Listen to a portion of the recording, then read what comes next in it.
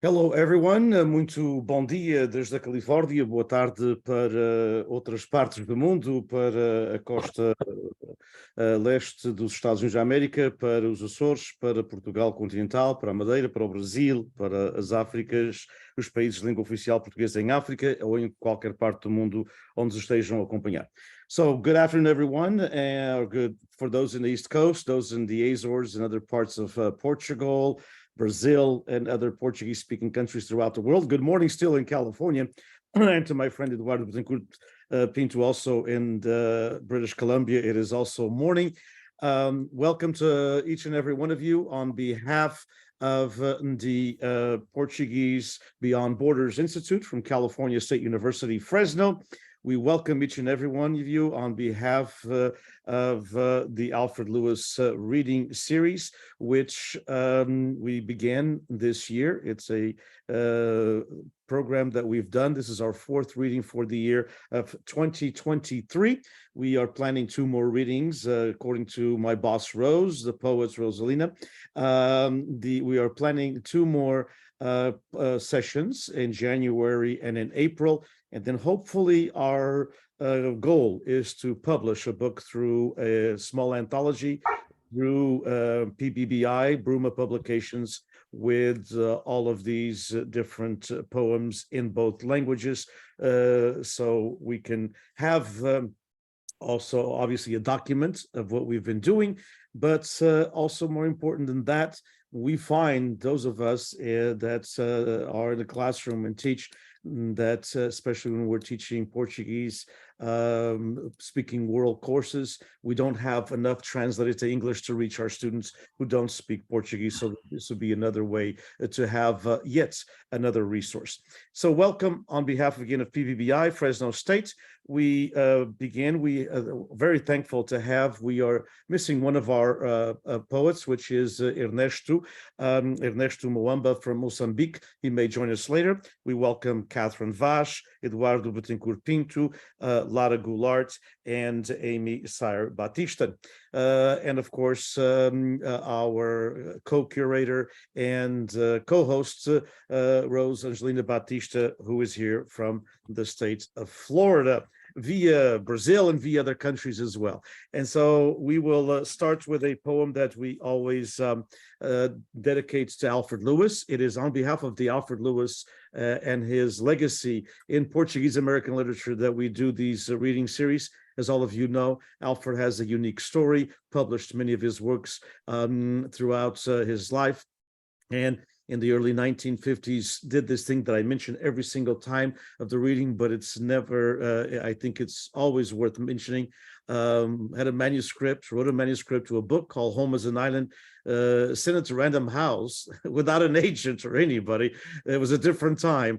Sent it to Random House and they accepted it and they published it. And it got, a couple of quite a few literary criticisms, including in the New York Times and the Chicago Tribune. And so it was a wonderful way, of course, here we are many years later, paying homage to Alfred and all and he wrote, as all of you know, in both languages. He immigrated to the United States at the age of 19. And so we'll start with the poem Night Before Departure. I will read it in English and then Rose will read it in Portuguese. Then the other poets, of course, will do the same. They'll read their work in English and then it'll be read in Portuguese as well. No more his voice, silence dictated the grand occasion. He who had alerted me joyfully every day now graced our kitchen table. Mother, it was she who had decreed the needed immolation.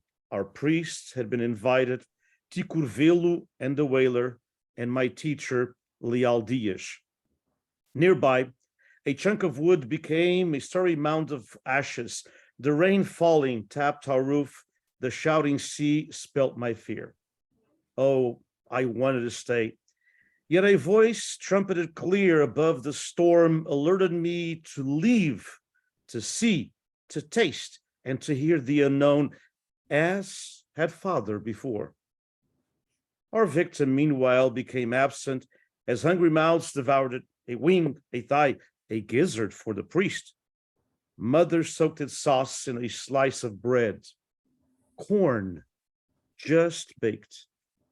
My teacher spoke. What our ancients did, my son, you and others will do. It's our scarcity, our salt-sprayed field, the fog shrouding our sorrows. Our guests nodded. Here, taste this leg, mother insisted. Eat, you must be strong to cross all that sea.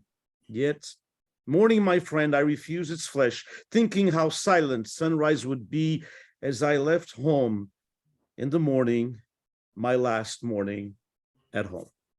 Written in 1971 by Alfred Lewis.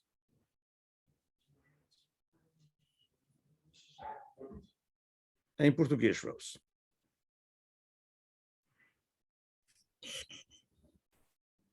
Noite antes da partida. A sua voz já não existe. O silêncio ditou a grande ocasião. Ele que me havia alvorotado com alegria todos os dias, agora agraciava a mesa da nossa cozinha. Foi a mãe que decretou a imolação necessária. O nosso padre tinha sido convidado, tio Corvelo, o baleeiro e o meu professor Leal Dias. Perto, um pedaço de madeira tornou-se um monte estrelado de cinzas. A chuva caindo batia no nosso telhado. O mar gritando soletrava o meu medo. Oh, eu queria ficar, mas uma voz trompete e clara sobre a tempestade alertou-me para partir, para ver, saborear e ouvir o desconhecido, como o pai o havia feito. A nossa vítima, entretanto, ausentou-se, enquanto bocas famintas a devoravam. Uma asa, uma coxa, uma moela para o padre. A mãe molhava o molho numa fatia de pão, milho acabado de cozer. O meu professor falou: o que os nossos antigos fizeram, meu filho, tu e outros o farão. É a nossa escassez, o nosso campo salgado, o nevoeiro que encobre as nossas tristezas. Os nossos convidados acenaram. Toma, prova esta perna. A mãe insistiu. Come, tens que estar forte para atravessar todo esse mar. No entanto, de luto pelo meu amigo, recusei a sua carne, pensando como o nascer do sol seria silencioso ao sair de casa pela manhã, a minha última manhã em casa. Obrigado, Rose. Thank you so much. For those of you who don't speak Portuguese, Rose read it with a Brazilian accent, which Essa de Queiroz used to call Portuguese with sugar on top. Português com açúcar. That's what Essa called the Portuguese pronunciation from Brazil. So we will go to Katherine Vaz. We're not going to have long introductions as it is our custom here. We're going to go to the word, but I hope everyone can see this book and I hope everyone has pre-ordered it. And if you haven't, you better have a good reason why, because it is an awesome novel. And it has, I read it, I cried, I laughed, I got mad at Katherine and the protagonists a couple of times, and I felt their pain, and it did everything that a good book does. So congratulations. It's called Above the Salt. It's coming out, if I'm not mistaken, but Katherine can correct me, on November the 6th, but you can pre-order it. Many thanks, Diniz. And November 7th, but since you could pre-order, it doesn't have to be exact, but I'm very excited about Above the Salt coming out with Flatiron Books Macmillan. It's the work of 15 years, and I'm glad to make you laugh and cry. I also want to thank you personally for all you do for the Portuguese community, and also to thank Diniz and Rose Angela for organizing this and for inviting me, because I'm not really a poet, and I did my first cycle of poems not that long ago in tandem with a Portuguese artist named Isabel Pavão, who did paintings and paired them with some of my poems. So I'm just going to read one, and then Diniz will read in Portuguese. And then if you like, I have another one to read as well, if that's part of the plan, or just the one, either way. Oh, yes, please. Okay. This is untitled, but is generally called Rangeley Lake. While swimming in Rangeley Lake in Maine one distant summer, I lost my way. Instead of plowing through water plants from the dock to the far shore, I ended up in a cove, dock gone, friends missing, you missing. And in my panic, the lake spun. And my heart was going so fast it blurred inside me. A fallen branch resembled a live wire. Then I saw a moose for the first time. That's a true story. It's truth-telling as fiction, however, as time splicing. It means treasures await unforeseen on the pathways. Gifts come to the watchful during terror. In what really happened in life truth, there was no story neat surprise, not yet. In the lake, I was only scared. I did not see a moose until later that week. Not on the 3-hour voyage our friend conducted to search for one, but when I went to buy corn and butter and found one rooting in the garbage bins in the market's parking lot. Exhausted, bleeding from cuts, I swam according to the setting of the sun, one steady arm reach, another. The sky bursting with vermilion and blood orange that draped the dock with a red tablecloth for a feast, where you and our friends, sick with worry, were boarding canoes to find me. And I'll try it in Portuguese. It's a wonderful poem. Enquanto nadava no lago Rangeley, no Maine, num verão distante, perdi o meu caminho. Em vez de lavrar pelas plantas aquáticas do cais até à costa longínqua, acabei numa enseada. O cais desapareceu. Os amigos desapareceram. Tu desapareceste e no meu pânico o lago rodopiou e o meu coração bateu um ritmo que se esvaneceu dentro de mim. Um ramo caído assemelhava-se a um fio vivo. Depois vi um alce pela primeira vez. Esta é uma história verídica. É tão verídica como ficção, enquanto emenda do tempo. Significa, os tesouros aguardam imprevistos nos caminhos. Os presentes chegam ao vigilante durante o terror.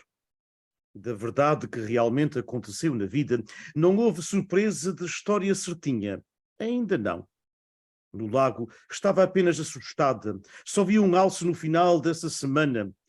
Não na viagem de 3 horas que o nosso amigo fez para procurar mas quando fui comprar milho e manteiga e lá estava um enraizado nos caixotes de lixo no parque de estacionamento do mercado. Exausta, sangrando e com cortes, nadei em direção ao pôr do sol, a extensão de um braço firme. Outro.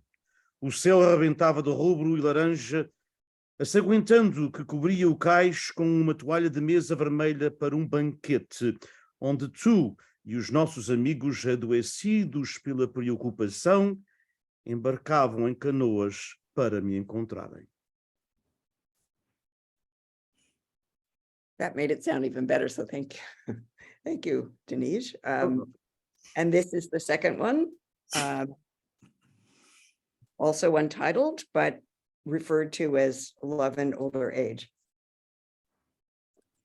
Of late, now that love has come to me in older age, everything's going around and around. There's no ledger accounting for immensity, for everything, for algae, limes, history, blood, locomotion, and amphibious ways of being. There's noise, there's dinner to make. There's the dear one who stopped speaking to me and I'll never know why. Clothing stores, the cross-stitching on pillows, cat's eye marbles, rattled nerves, steeled ones. There is immersion, followed by a pushing hard up from bedrock, streamline toward breath and light. And what are the vendettas, the constant petty impatience, the broken pacts, the wandering, the cold wars, luck, the quaintness of repentance, the sense that I can't outlive the anger in the land, a frazzle-cracked vase, birds of paradise, maples in splendor, oboes, pie, almond extract, the way we tuck together to sleep side by side, a night kiss. When did joy become suddenly simple as the way a cactus always looks supplicating? There's so much that it all spins, turning into molten bands. And it's not a bad fate to end up, for everything to end up, as only a sound and bar of color on the frequency allocations chart of the radio spectrum. When I die, please let me be the shade fuchsia in the 30 GHz band. When my husband dies, please let him be the sound there. Ultimamente, agora que o amor me chegou em idade mais avançada, tudo gira e gira. Não há livro de contabilidade que calcule a imensidão, tudo, algas, limas, história, sangue, locomoção e formas anfíbias de ser. Há barulho, há que fazer-se o jantar, há o ente querido que deixou de falar comigo e nunca saberei porquê, lojas de roupa, costura cruzada em almofadas, os mármores nos olhos dos gatos, nervos agitados de ferro. Há a imensidão seguida de um empurrão duro a partir do leito da rocha, deslizado em direção à respirabilidade e à luz.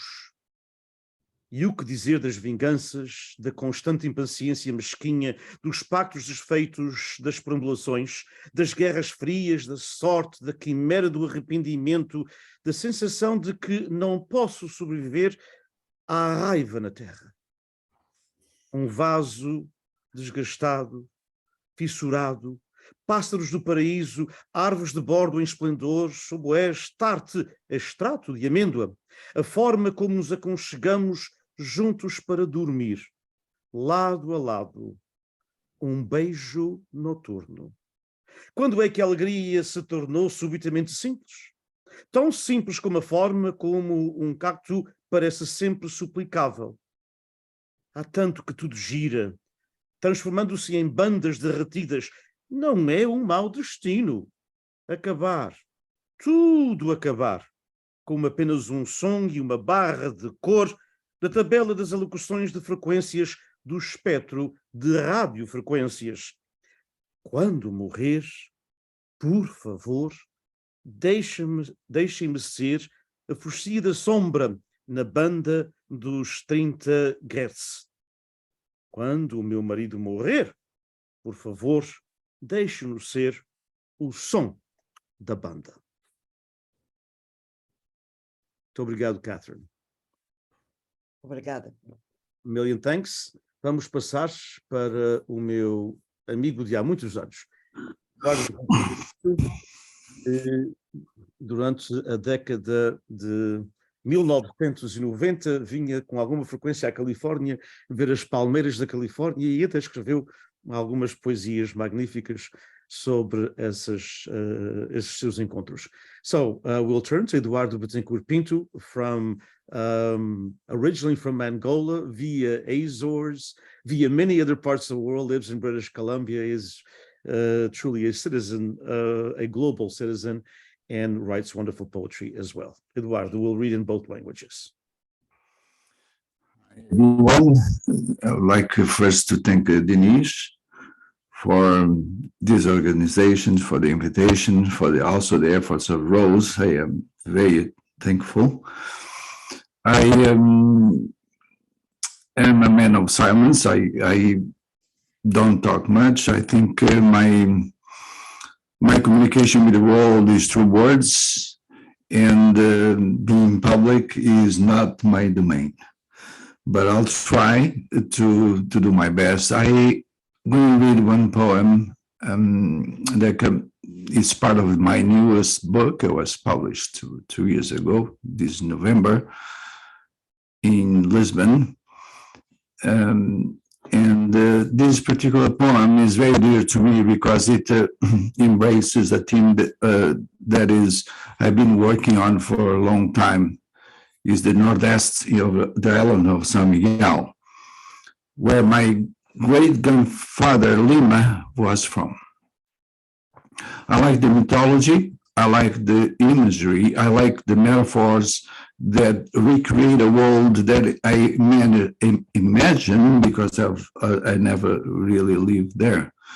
I have two important dates in my childhood that formed my mindset. Was the departure from Angola when I was 4 years old to go to the Azores, and then 2.5 years later to depart from the Azores to go back to Angola. The Angola that I imagined and always felt was part of me when I got back didn't exist. So from that time to this day, I'm struggling with that sense of loss of a world that was beautiful and was very, very meaningful. I'm going to try my best with these poems, or this poem in Portuguese and English. So this is particular about a childhood, not mine, of a little girl in the island of San Miguel on Northeast. I apologize, I have to look to the right side. That's why I have the poems and other computer, because this printer is not working, unfortunately. The poem is called Dizes. Dizes.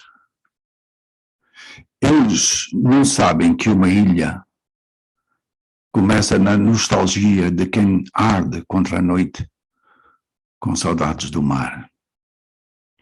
Foi há muitos anos. Nessa altura,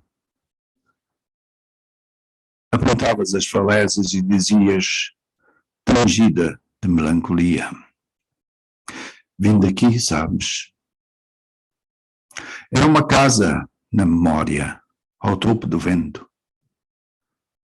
Janelas abertas a anêmonas da madrugada. Correram lágrimas sobre as pétalas murchas do silêncio. 2 pássaros cruzaram o milharal fugindo da morte. Esperas por algumas palavras no canto da boca de tua mãe. Uma maçã escondida no avental. Corrias as primeiras amoras dos prodígios entre um jardim de ventos, quase até o verão. And now I'm going to read, and forgive my accent, in English, the same poem.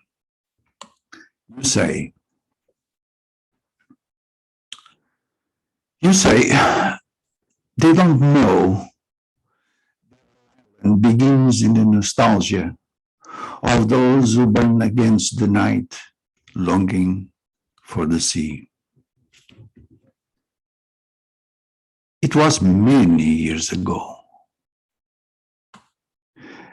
At that time, pointing out to the cliffs, you would say, touched with melancholy, I came from here, you know.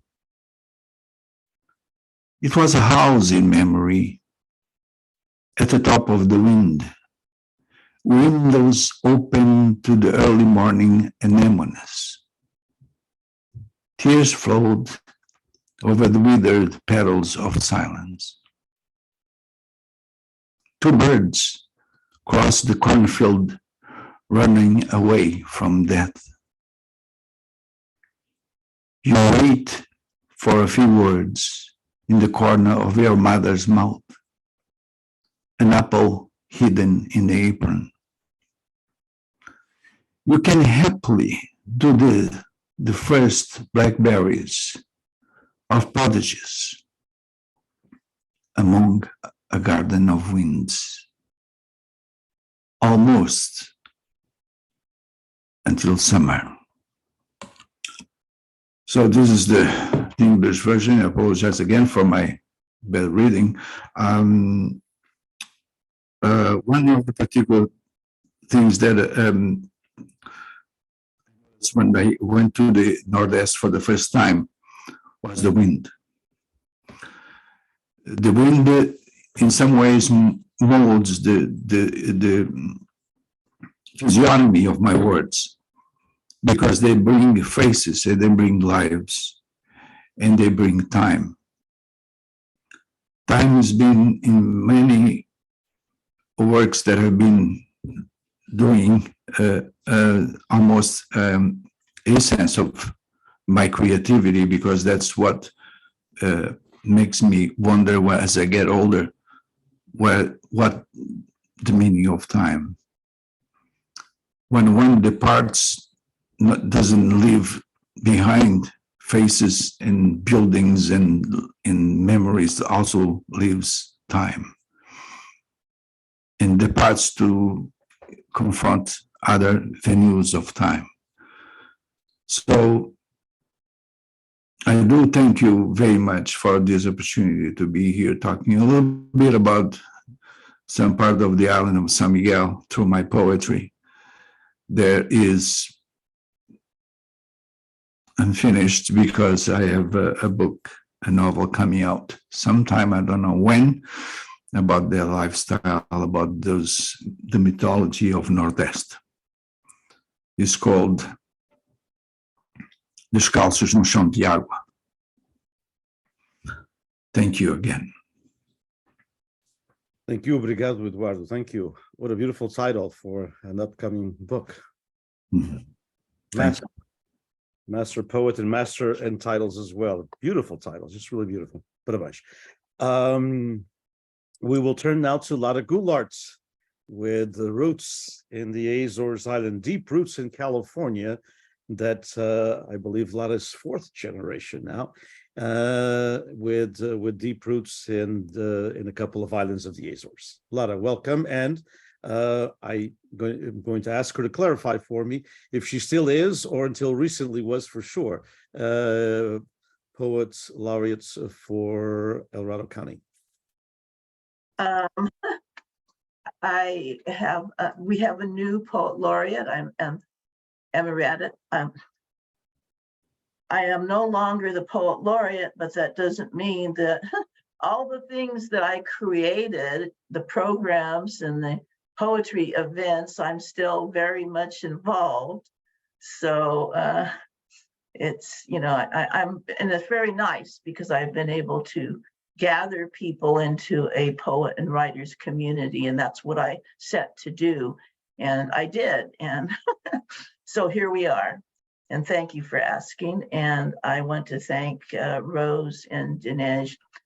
Thank you for all that you do, and I feel very honored to be included in this reading. I'm going to start with California and Festa do Espírito Santo, my poem, right out of, by the way, Into the Azorean Sea, which is just such a great achievement. Thank you, Diniz, for this piece of wonderful literature that we have of the Azorean poets and all the diaspora. Festa do Espírito Santo. Maria Silveira studies the stained glass, the lambs and saints.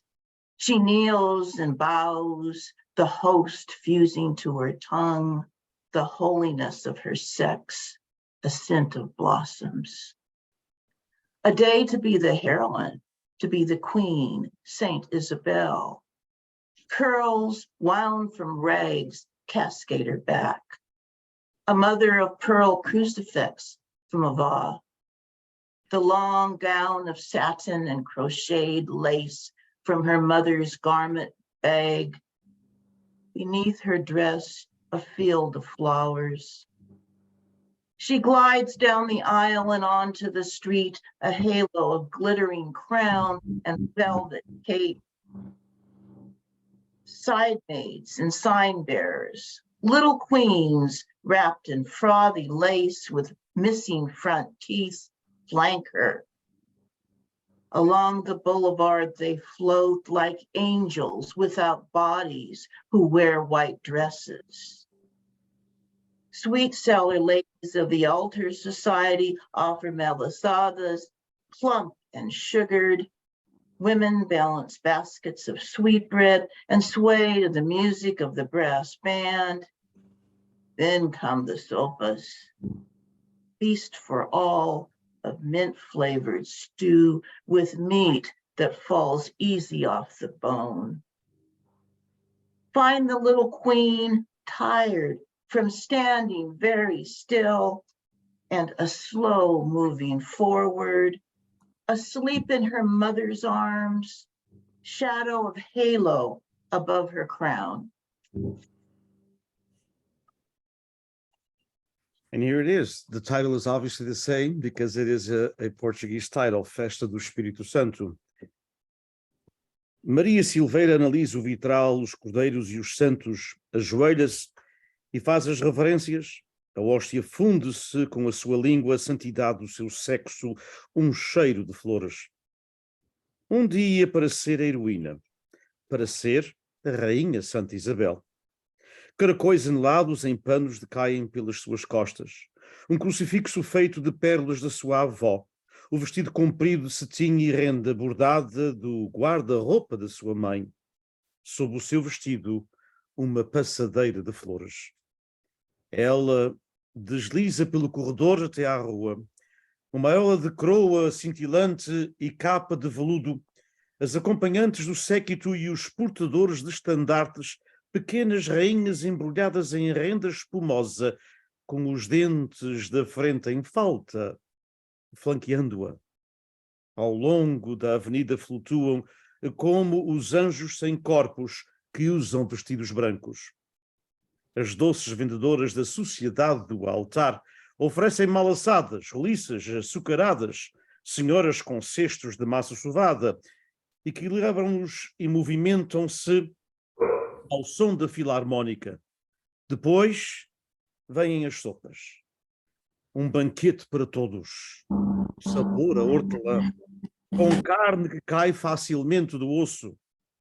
Encontram a rainha pequena, cansada por ter estado de pé e imóvel, ou um único movimento vagaroso para a frente, dormindo nos braços da mãe. A sombra de uma auréola sobrevoa a sua coroa. By the way, just to add before sending it back to Lara, that we read this poem yesterday in our Azores literature and cultural class because we're making a transition to the festas and to the Azoreanness of it, and so for them to identify it, and also the book was used, and the students are doing a midterm, which hopefully will be good, on comparing and contrasting three poets, usually a poet from two poets from the Azores and one Azorean American here. So like Lara with two from there, and Eduardo, of course, is on both sides. So he is a poet of the Azores and of the diaspora. And I'm kind of anxious, although I have to read 25 papers, but I'm kind of anxious to read them, to be honest with you. Lara. At the village of Santa Barbara, island of Pico, looking for my great-great-grandmother, Maria Francesca de Cabral.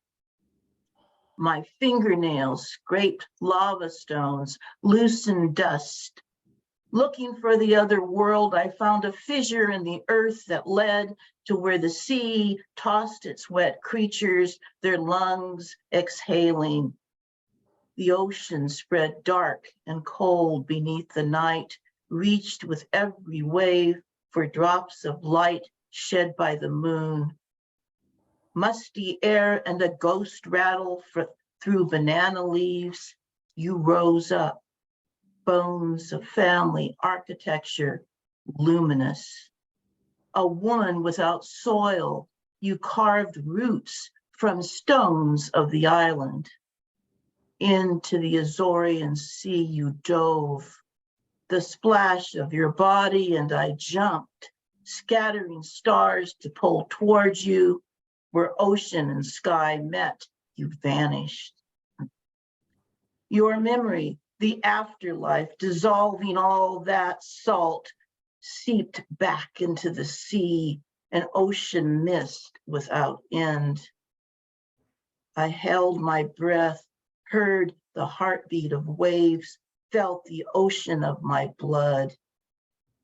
My body took pleasure in forgetting gravity, the need for breathing on my own.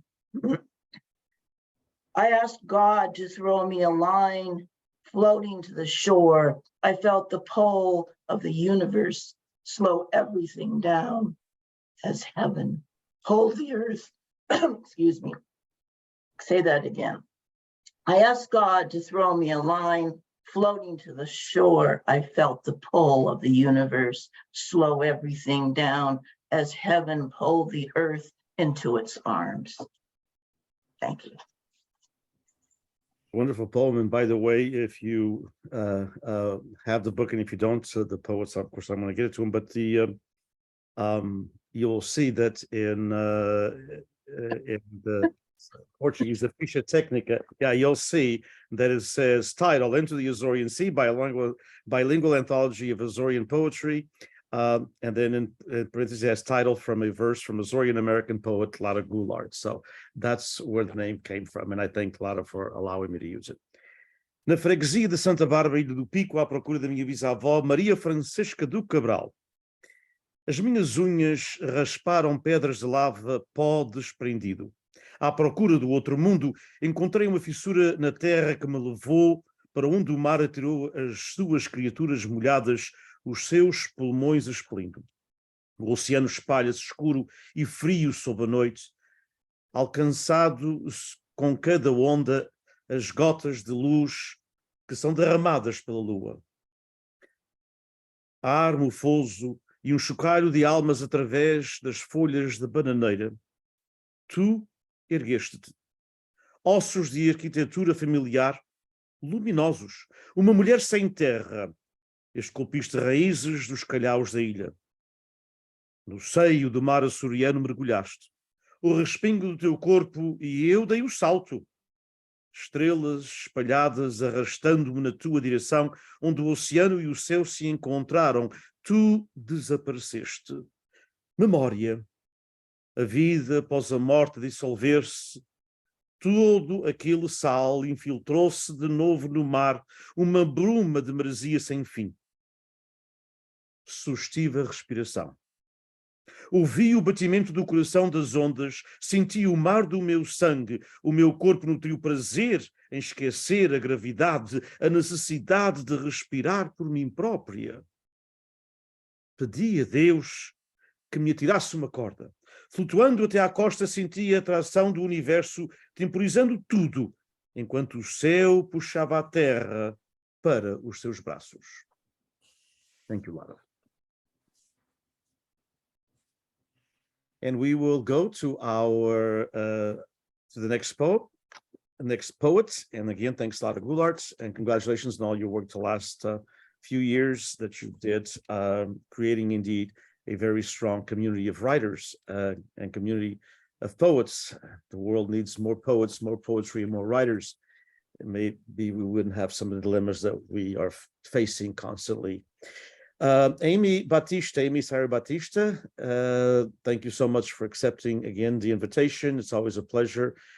This is, I believe, is new work from Amy that I had the privilege to work on, as I said in the beginning, for the last 3 days. It's one poem in 3 acts, but very, very well done. Congratulations. Thank you. I just want to say thank you so much. I'm so honored, Brigada, to be here with all of you who are old friends and now with new friends. So I'm just really, really grateful to be here sharing poetry and community in this moment in the world. So I'm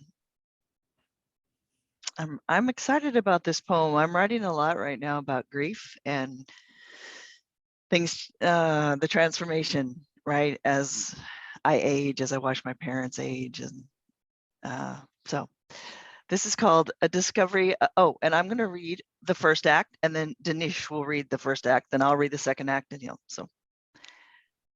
Discovery of Daughter in 3 acts. 1. At first I named you in numbers, 12 weeks, 3rd time, 2 weeks longer than the last time, last try. We lost you in a rage of winter, and my tongue turns black. All the while, a Chicago sun, scarved in rags, closes her eyes 7 days a week. A winter that long blinds even the wind, and how that great lady blasted us in her torment, shrieking across Lake Michigan, hands rouged in road salt. Roughened, she rips the awnings from cafes like a child tears Christmas paper and sends sheets of ice down upon the unsuspecting as she stumbles and grieves through February. I demand a heart so white from any God still standing. Primeiro dei-te nomes em números, 12 semanas, terceira vez, 2 semanas, desde a última tentativa. Perdemos-te na fúria do inverno e a minha língua fica preta. Enquanto o sol de Chicago, escarificado em farrapos, fecha os olhos 7 dias por semana.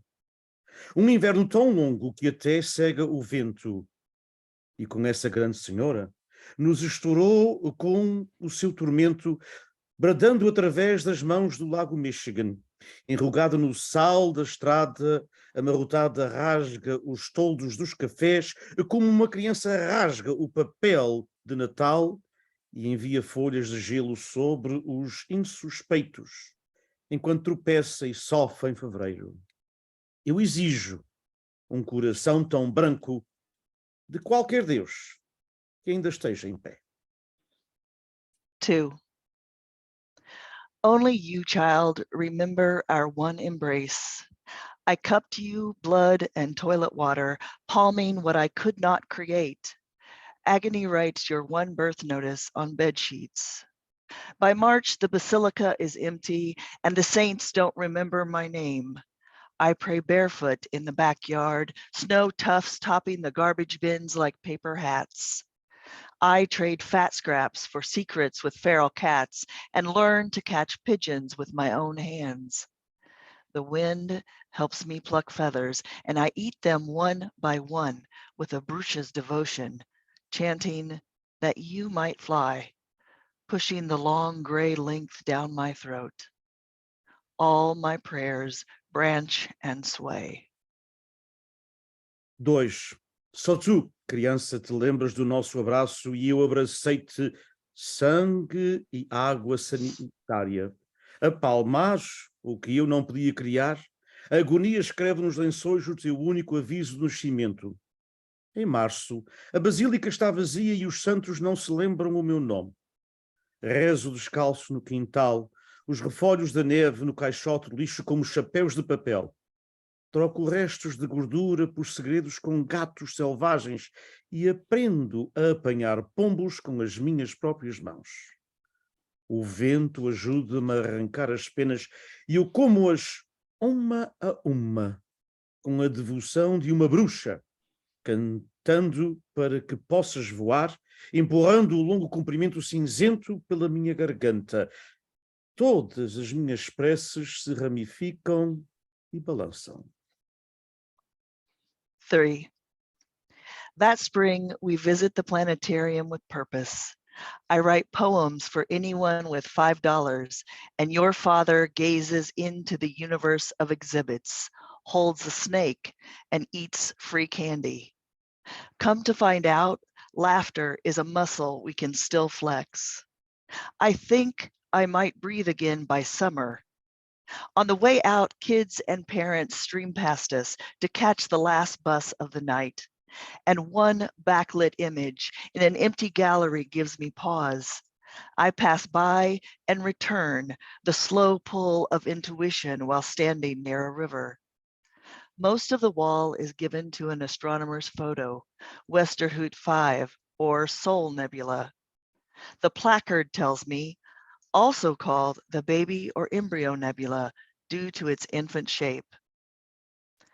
I have recently heard moments like this called a grace note, when all at once the breath in my body and the agonies refracted.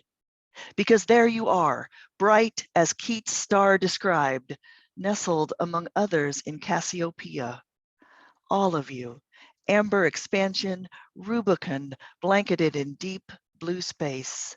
If not quite present, both here and there, you are suddenly less gone. A celestial fragment, silhouetted in cosmic dust, 7,000 years young. 3. Ou terceiro. Nessa primavera visitamos o planetário com o objetivo: eu escrevo poemas para quem tiver $5.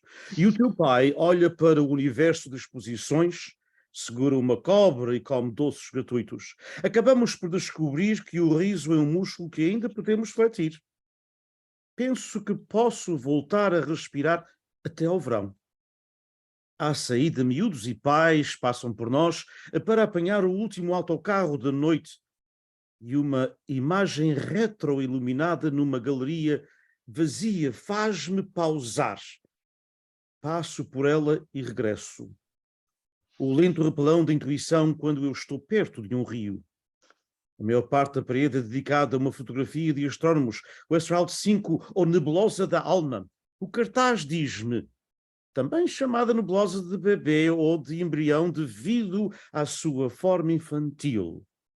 Recentemente, ouvi evocar momentos como este, uma nota de mercê, quando de uma voz e uma só vez, a respiração no meu corpo e as agonias refratadas, porque ali estás tu, brilhante como descreveu uma estrela de Keats, aninhada entre outras na Cassiopeia. Vocês todos, expansão âmbar, rubicundo coberto de um profundo espaço azul. Se não estiveres bem presente, tanto aqui e ali, de repente estás menos ausente. Um fragmento celestial, silhueta na poeira cósmica, 7.000 anos jovem. Thank you. And by the way, the translation is a work in progress, I can tell you. I have one or two things that I think I'd like to change. So, but thank you so much for the opportunity. Thank you. Again, thank you all. We unfortunately did not have the presence of Ernesto Muamba, a young poet who has a book, by the way, translated to English, published by a publishing house in Florida. That has published some work, some bilingual work, and it is a book dedicated to his African experience. He is from Mozambique, very, very reads poetry wonderfully well, as all of you do, and it would have been a pleasure to have you. We have had him here before on other events with PBBI, but never on the Alfred Lewis reading series. We hope to have him in the future. So I want to thank, of course, all of you poets. We're going to pass the next poet, and the last one will be from Rosalinda Batista, and Rosalinda Batista will be reading a poem, of course, her own poem, in both languages, as she, of course, can speak both languages, the English and the Portuguese version of Português com Açúcar.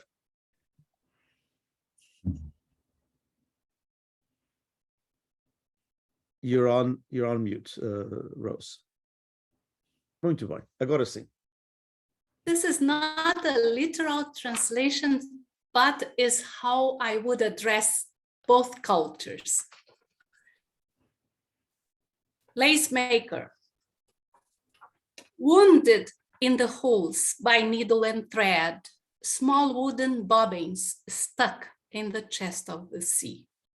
As spindles twisting lengths of foam, reef, and sand, pricking on the pillow's cardboard, the bobbing lace, the roll pillow stuffed with seagrass, where the design is placed a mold for the braiding bobbins on the frame. The lace maker's lap adorned with armored scales. She stitches the bridal linen with Roman lace, handmade stewarding. From her hands, the lace leaps, meanders away from the blackfish voodoo canaveral submarine. The Portuguese version is an ode to all the lace makers from the Luso world. Rengelheira do Mar, a minha trisavó Maria Francisca do Espírito Santo da Ilha da Madeira.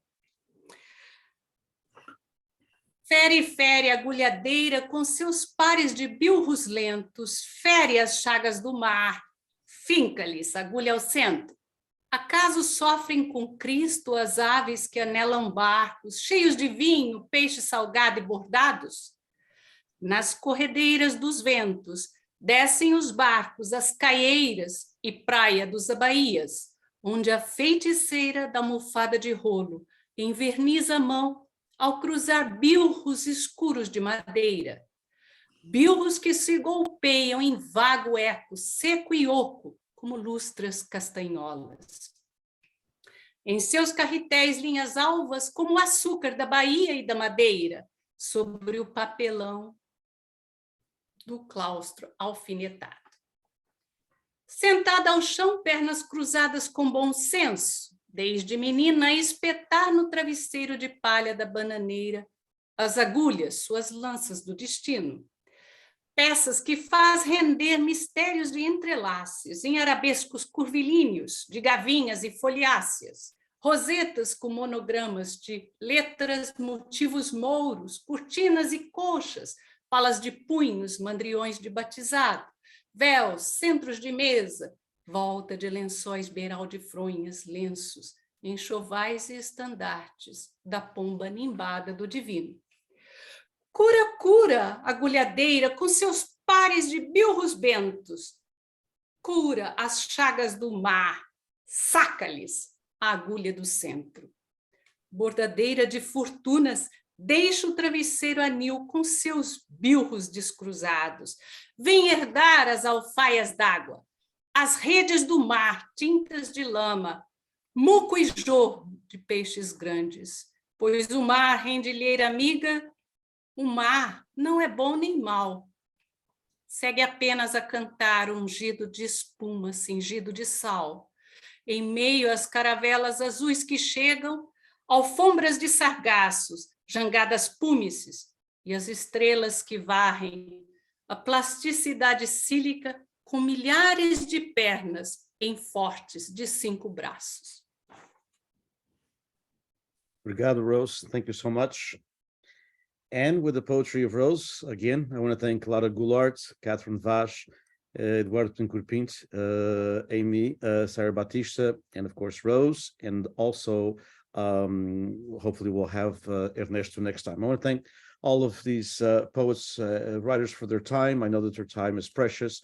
Once again, congratulations on Eduardo coming out with a new book. That's fantastic. Love the title. And again, congratulations to Katherine, whose book is coming out in just a couple of weeks. And we look forward to it. I think all of us look forward to it. I've had the pleasure of reading it. And as I said, I'm rereading it right now because I would like to write something about it, but it needs to be reread. It's a masterpiece in my opinion. So thank you all, and wanted to invite all of you, those of you who join us here live, and those of you who join us also through the various Facebook groups. Thanks for all the nice comments. We will be live tomorrow with Kale Soup for the Soul, and Amy is actually going to be with us again. We are delighted to have her. It'll be an event at 4 o'clock, and that is Pacific time. So it'll be 7 o'clock for the Eastern time, folks. It will be actually a presentation that's open to the public through, of course, Zoom, but it will be a presentation for my students, for our Azores language and culture students. I should say Azores culture class. It is a class that we have in English, part of our minor. It is a upper level class on literature, and it is, of course, literature in translation. And I think it'll be great for them to listen to all four of you and get different perspectives. It is one of the two minors that we have in Portuguese. And for those of you who teach, I was delighted when I looked at the numbers. I was scared when I saw them in July, and I had 4 students in the class. I said, well, it's upper division, you don't have a lot of students, and my dean said, don't worry about it. And now I had to open up the spaces, and I have 27 students in the class. And that is just magnificent that they are taking interest in Azorean culture in this aspect, and they're reading literature in translation, but they're reading lots of different things. And so that'll be tomorrow at 4 o'clock, but it'll be here through social media live and also on Zoom.